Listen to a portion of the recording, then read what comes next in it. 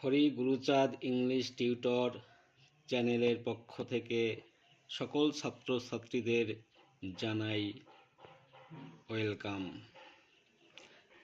আজকের বিষয় লেটের ব্যবহার,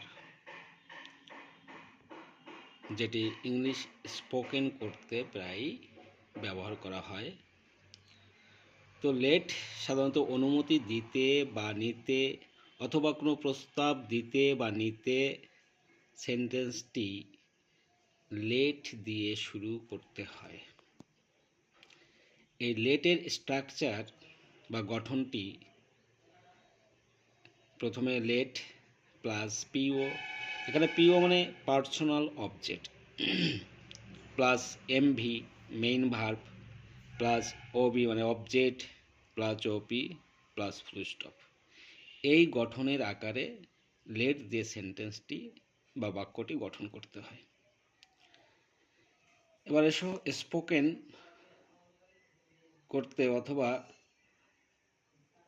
ইংলিশে কথা বলতে বা অনুমতি বা দিতে বা নিতে, প্রস্তাব করতে বা প্রস্তাব দিতে সাধারণত এই সমস্ত সেন্টেন্সগুলি ব্যবহার করা হয়।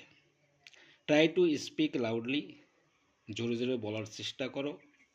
লেট মি রাইট, আমাকে লিখতে দাও। Let her tell the truth, তাকে সত্য কথা বলতে দাও। লেট দেম রিড, তাদের পড়তে দাও। লেট আস গো অ্যাহেড, আমাদের সামনের দিকে যেতে দাও। লেট হিম প্লে, তাকে খেলতে দাও। লেট মি ইট সামথিং, আমাকে কিছু খেতে দাও। Let me do the work, আমাকে কাজটি করতে দাও। লেট হার ড্র, তাকে আঁকতে দাও। Let the girl come here, মেয়েটিকে এখানে আসতে দাও। লেট হিম ড্রাইভ এ কার, তাকে একটি গাড়ি চালাতে দাও। এরকম আরও অনেক সেন্টেন্স শুধুমাত্র লেট, তারপরে লেটের পরে পার্সোনাল অবজেক্ট এবং মেইন ভার্ব বসিয়ে হাজার হাজার সেন্টেন্স তৈরি করা যায়।